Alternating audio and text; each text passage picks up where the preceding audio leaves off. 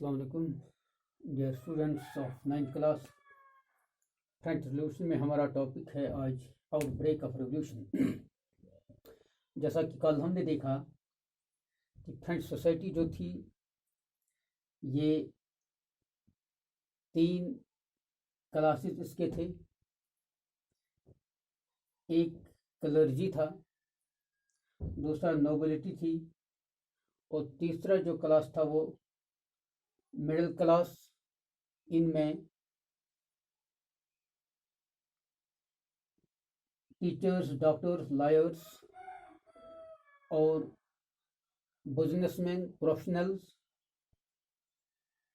Pageantry class भी इसमें आता था, आर्टिजन्स भी इसमें आते थे। और हम देखते हैं कि किस तरह ये क्लास डिस्टिंक्शन था फ्रेंच सोसाइटी में।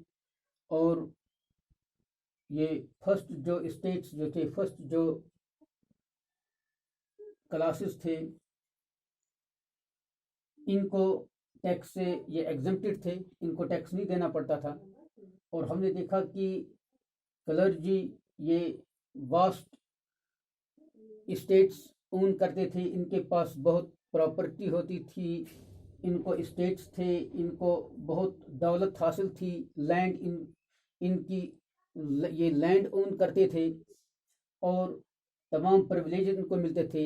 ये प्रिविलेज बाय बर्थ हासिल करते थे, यानी पैदाइश से ही इनको जो हुकूक थे मिल रहे थे, पैदाइशी हुकूक।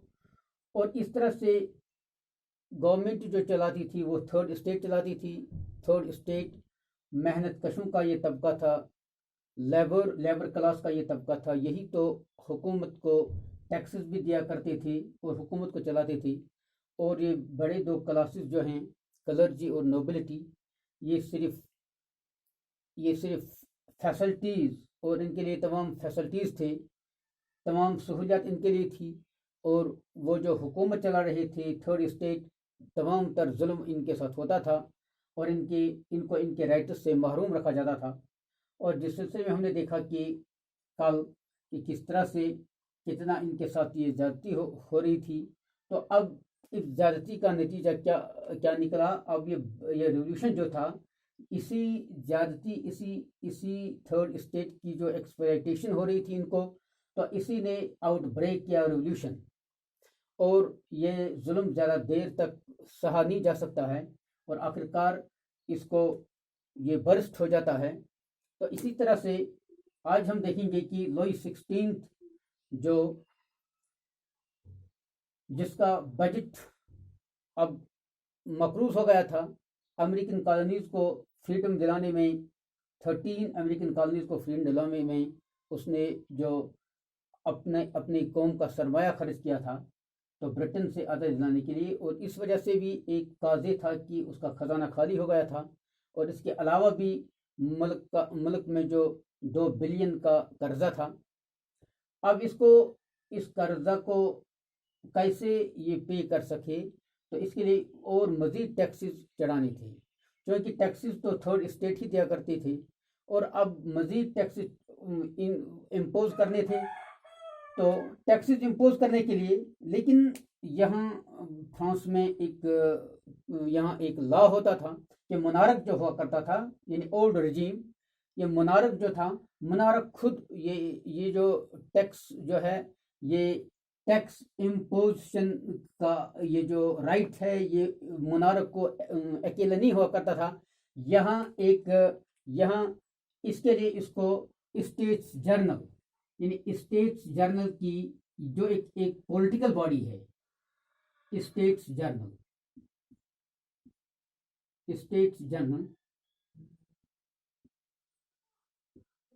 यानी ऐसे फैसले जिनमें टैक्स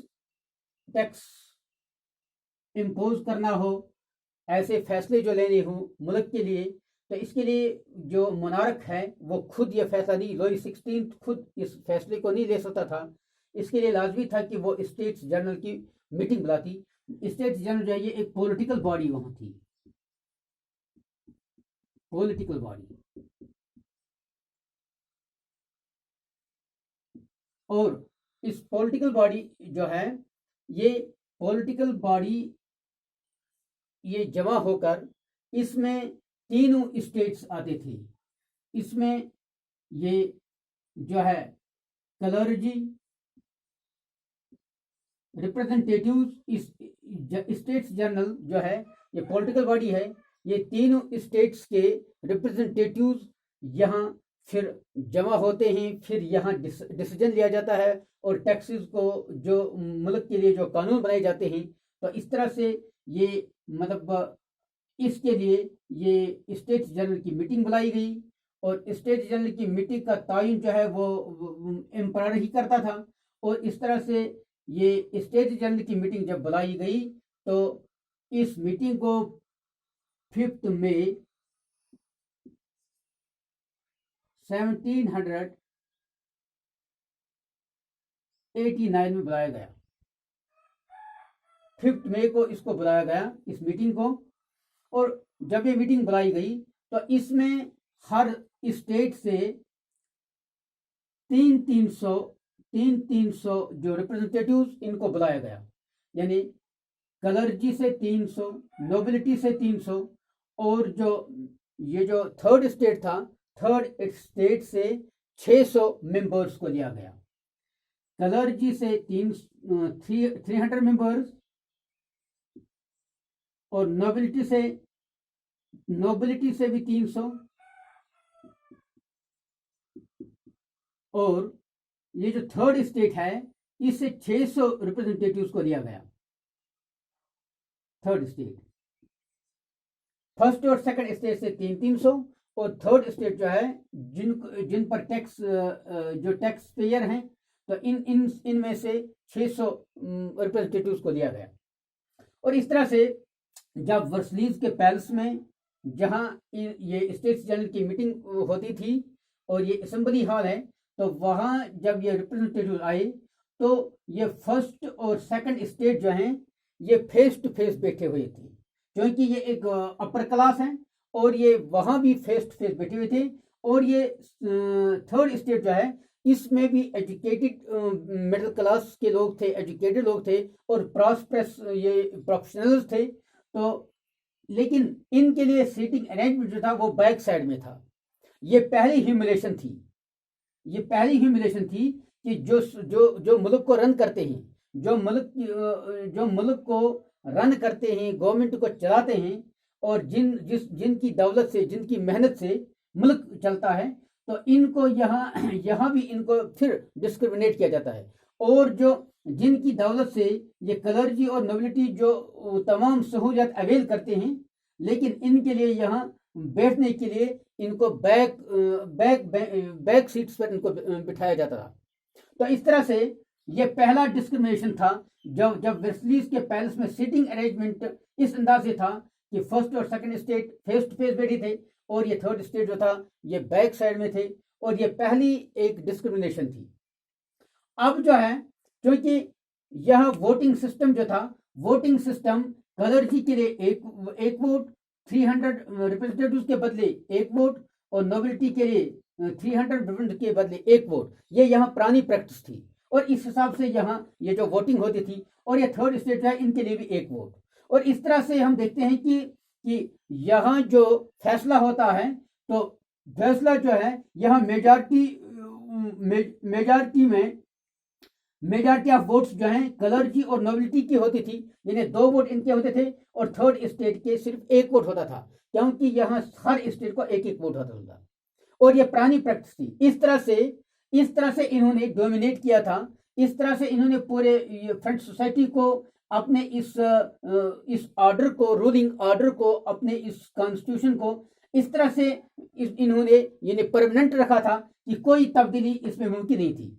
यानी जो ऑर्डर ये पास करना चाहते थे मेजॉरिटी इनकी बनती थी और यही पास होता था, क्योंकि मेजॉरिटी इनकी बनती थी, इनका भी 1 वोट था, नोबिलिटी का भी 1 वोट था और थर्ड स्टेट का 1 ही वोट था। लेकिन इस बार जो है थर्ड स्टेट ने प्रोटेस्ट किया।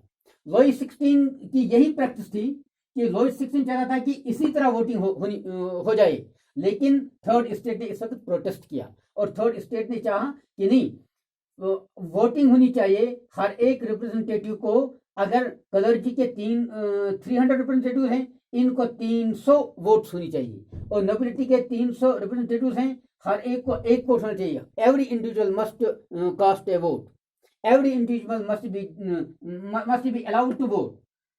तो इस तरह थर्ड स्टेट की 600 जो ये रिप्रेजेंटेटिव थे, इनको भी अलग अलग वोटिंग राइट होना चाहिए, हक होना चाहिए। तो ये पहला डेमोक्रेटिक प्रिंसिपल था जो थर्ड स्टेट ने यहां मेंशन किया। ये एक डेमोक्रेटिक प्रिंसिपल है, हर रिप्रेजेंटेटिव को एक vote. It was a democratic principal.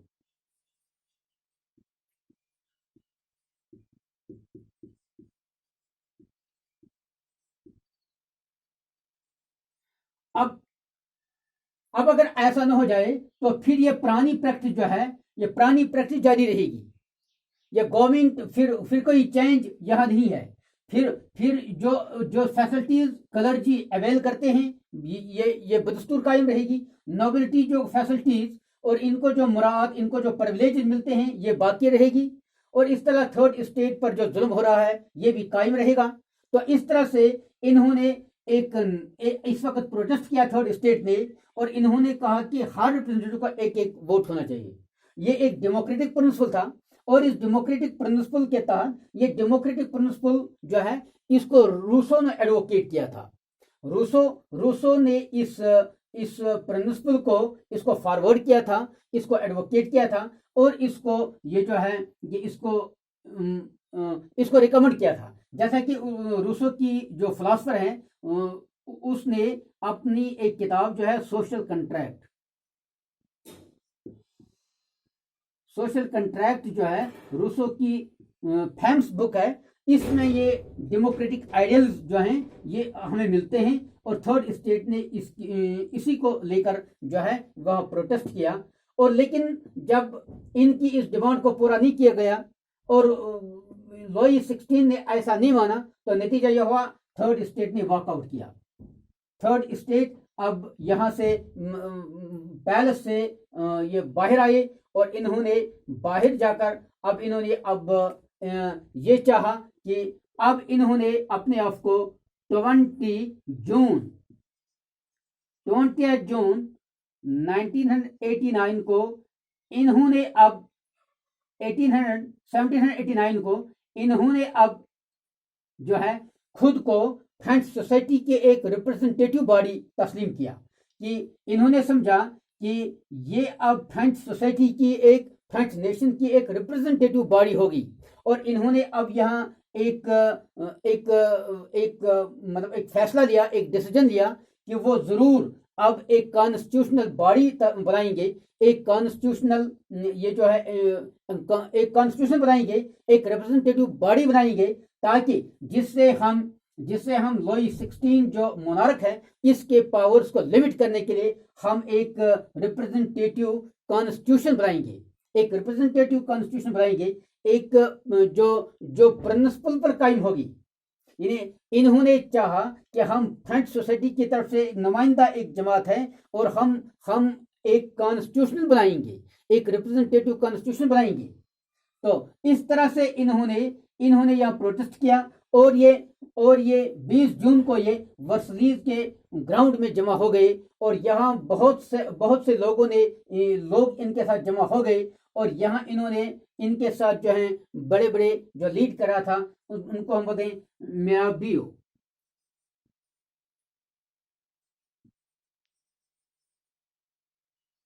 Mirabeau और एबीसीसी, ये दो यहाँ के ये इनको लीड कर रहे थे, मिराबियो एंड एबीसीसी। ये जो है, हालांकि ये मिराबियो जो था, ये नोबिलिटी से ताल्लुक रखता था, लेकिन ये फ्यूडल सिस्टम के खिलाफ था। ये फ्यूडल सिस्टम के खिलाफ था, और ये सोसाइटी में जो ये इनजस्टिस देखता था, इसके खिलाफ था। और इसने इस थर्ड स्टेट की हिमायत की, और इसने पावरफुल स्पीच से इनकी हिम्मत दिलाई, और इन्हें अपने इस अज़म को दोहराया कि हमें एक रिप्रेजेंटेटिव ऐसी गवर्नमेंट होनी चाहिए, ऐसा कानून होना चाहिए जो सबके लिए एक हो, जिसमें सबको अपने राइट्स मिलते हों। तो इस तरह से इसने इसने भी इनको इनके साथ इनको सपोर्ट किया। और अभिशेषी जो था ये एक प्रीस्ट था, ये एक प्रीस्ट था। और इसने भी एक बुक लिखी थी, कि बुक जो इसने लिखी थी, क्योंकि ये चर्च से ताल्लुक रखता था, प्रीस्ट एक था, इसने भी एक बुक लिखी थी थर्ड स्टेट के जुल्म के बारे में, और लिखा था कि third what is the third state, what is the third state. इसने एक बुक लिखी थी, बुकलेट लिखा था, what is the third state. और यहां इसने इस बारे में थर्ड स्टेट पर जो जुल्म हो रहा था, जो इंटरसिस हो रही थी, और इसके बारे में अभिशेषी ने लिखा था। और यही वजह है कि इसने भी साथ दिया इन थर्ड स्टेट का। तो इस तरह से ये जो कॉन्स्टिट्यूशन, अब इन्होंने ये तहिया कर लिया कि हम इस कॉन्स्टिट्यूशन को फ्रेम करेंगे ताकि जिसमें हर एक सिटीजन को अपने राइट्स मिलें, यानी डिक्लेरेशन ऑफ राइट्स जो है, इन्होंने अब इसके लिए एक मतलब एक कॉन्स्टिट्यूशन बनाने का अज़म कर लिया, ये फैसला कर लिया। और अब इसके बाद हम क्या देखते हैं, तो इस दौरान में फ्रांस में जो रूरल एरियाज हैं या जो आम पब्लिक है वो बहुत ही गुर्बत की जिंदगी गुजार रहे हैं, और वहाँ टर्मोइल है। और जैसा कि पहले भी हमने कहा कि पॉपुलेशन जो बढ़ गई थी, और आम लोग जो हैं वो रोटी के लिए बेचारे तरस रहे थे। और इस तरह से जो बेकर्स थे, बेकर्स ने फूड ग्रेन्स को और ब्रेड को होल्ड किया हुआ था, यानी जखीरा अंदोजी की थी। और इस गल्ला जो कुछ मौजूद था उसको जो छुपाया था, जखीरा अंदोजी कर ली थी, ताकि ज़्यादा से ज़्यादा प्राइसेस इन्हें मिलें, ज़्यादा से ज़्यादा पैसे इन्हें हासिल हों।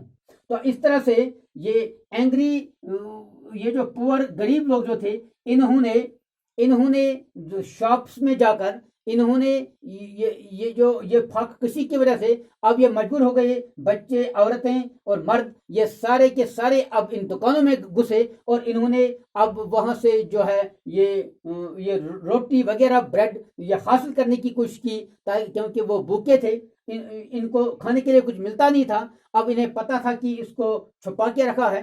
तो इस वजह से हम देखते हैं कि इन्होंने अब जो बेस्टाइल है, बेस्टाइल को भी इन्होंने अब तोड़ फोड़ कर दी। तो इस तरह से ये अवाम जो था, अवाम अब बिल्कुल बेकाबू हो गए थे।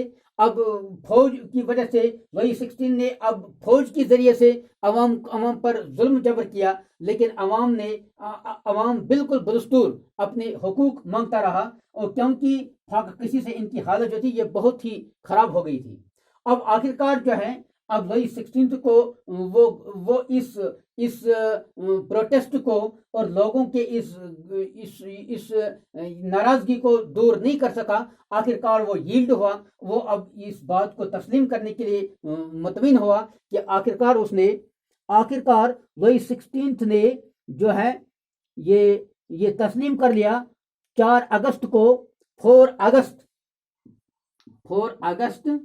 1989। अब वही 16 जो है, अब इस असेंबली को, ये रिप्रेजेंटेटिव असेंबली जो थर्ड स्टेट ने ड्राफ्ट की थी ये कॉन्स्टिट्यूशन, अब वही 16 ने 4 अगस्त को इसको तस्लीम कर लिया। और उसने ये सोचा कि ये जो प्रिविलेजेस कलर्जीज को मिलते हैं ये भी अब एबॉलिश हो गई, और इनको जो लैंड की जो ओनरशिप इनको होती थी वो लैंड भी इनकी कन्फिस्केट हो गई। और इस तरह नोबिलिटी के भी जो राइट्स थे इनको भी वो अब ये बर्थ प्रिविलेज जो इनको थे वो खत्म हो गई। और इस तरह से अब जो लई 16 के जो पावर्स थे वो लिमिट हो गए। और इस तरह से उसने अब ये जो पावर्स जो फ्रांस में थे, फ्रांस में अब पावर्स अब तक एक ही इंडिविजुअल के पास कंसंट्रेट थे, लेकिन अब इस रिप्रेजेंटेटिव ये जो कॉन्स्टिट्यूशन, जो नई कॉन्स्टिट्यूशन ड्राफ्ट हो गई, और इसके जरिए से अब एक रिप्रेजेंटेटिव बॉडी बनेगी। अब पावर्स जो है ये शेयर होंगे। अब यहाँ अब यहाँ एक लेजिस्लेटिव बॉडी होगी, एक लेजिस्लेटिव बॉडी होगी, और दूसरा एग्जीक्यूटिव भी होगा, और अब जुडिशरी भी होगी। यानी अब कानून को बनाया जाएगा, फॉर्मेशन ऑफ लॉज होंगे और एग्जीक्यूटिंग बॉडी भी होगी जो इम्प्लीमेंटेशन ऑफ लॉज करेगी, और इसी तरह जुडिशरी होगी जो इन लॉज को जो इसको चेक करेगी कि ये लॉज मुल्क और कौम के मफाद में है, यानी अगर इनमें कोई खराबी होगी तो वो इन चीज़ों को देखेगी। तो जुडिशरी जो है ये इंटरप्रेट करेगी लॉज को, ये कानून को इंटरप्रेट करेगी। इस तरह से अब ये जो है आउटब्रेक ऑफ रेवोल्यूशन में हम क्या देखते हैं कि अब एक रिप्रेजेंटेटिव कॉन्स्टिट्यूशन बनती है, और इस तरह से अब जो है अब ये पावर्स जो अब तक वेस्ट थे एक ही पर्सन के हाथ में, लेकिन अब इस रिप्रेजेंटेटिव कॉन्स्टिट्यूशन की वजह से अब मोनार्क के पावर जो हैं ये अब एक ही उसके पास नहीं रहे, बल्कि ये अब शेयर हो गई, बल्कि ये तमाम इंडिविजुअलों को रिप्रेजेंटेटिव्स को अब रिस्पॉन्सिबल बनाया गया। अब एक रिप्रेजेंटेटिव बॉडी के जरिए से पावर्स को ये जो अब एक बॉडी जो है ये कानून बनाएगी, और एग्जीक्यूटिव बॉडी ये इसको इम्प्लीमेंट करेगी और जुडिशरी इसकी इंटरप्रिटेशन करेगी। इस तरह से किसी हद तक अब जो है थर्ड स्टेट वालों की इस कुर्बानी से और इनकी इस आवाज़ से अब जो है पूरे फ्रांस में एक नया पॉलिटिकल ऑर्डर शुरू हो गया, और इस तरह से इस ये फ्रेंच रिवॉल्यूशन की वजह से अब जो है ये ओवरथ्रो हो गया, जो वहाँ जो आवाम के साथ जो जातियाँ हो रही थी वो ख़त्म हो गया, और किसी हद तक लोगों ने अब राहत की सांस ले ली और लोगों को अपने राइट्स मिल गए। और अब एक ये जो है वो हम कल पढ़ेंगे कि डिक्लेरेशन ऑफ राइट्स जो हैं वो उनकी वो तफसील उसके बारे में हम कल देखेंगे। तो ये आज के लिए काफ़ी है।